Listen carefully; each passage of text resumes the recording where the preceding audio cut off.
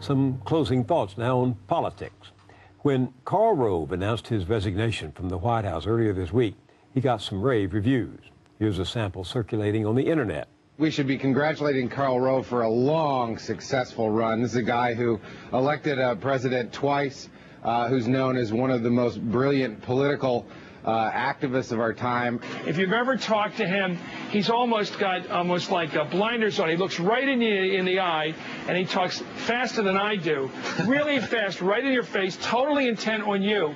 And it's really like talking to a fire hydrant. He's not only the mastermind behind everything, he's the president's senior advisor. Boy genius, Bush's brain, the architect. Karl is brilliant, he is funny, and he's a passionate advocate. Karl Rove is a superstar. He is very insightful. He's a great friend to the president, and he's also a very broad thinker. He is one of the more intelligent people that I know. He's very quick-witted. He's got a great sense of humor, and the president will miss him. But generally, where there's brains, there's Rove.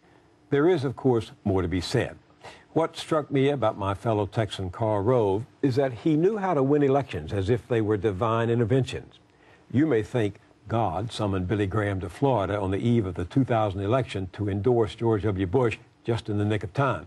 But if it did happen that way, the good Lord was speaking in a Texas accent.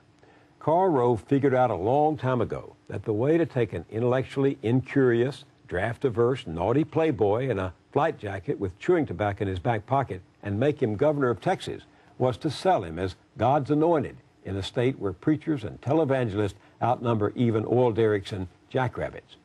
Using church pews as precincts, Rove turned religion into a weapon of political combat, a battering ram aimed at the devil's minions, especially at gay people.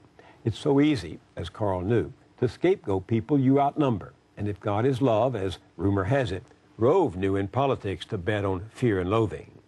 Never mind that in stroking the basest bigotry of true believers, you coarsen both politics and religion. At the same time he was recruiting an army of the Lord for the born-again Bush, Rove was also shaking down corporations for campaign cash. Crony capitalism became a biblical injunction.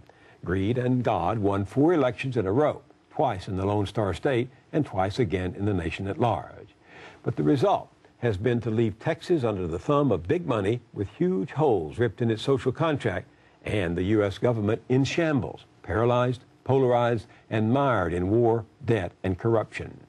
Rove himself is deeply enmeshed in some of the scandals being investigated as we speak, including those missing emails that could tell us who turned the Attorney General of the United States into a partisan sock puppet.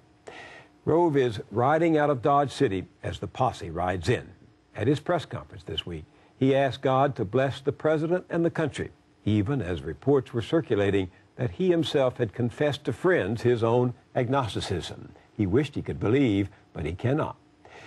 That kind of intellectual honesty is to be admired, but you have to wonder how all those folks on the Christian right must feel discovering they were used for partisan reasons by a skeptic, a secular manipulator. On his last play of the game, all Karl Rove had to offer them was a Hail Mary pass while telling himself there's no one there to catch it. That's it for the Journal. We'll be back next week. I'm Bill Moyers.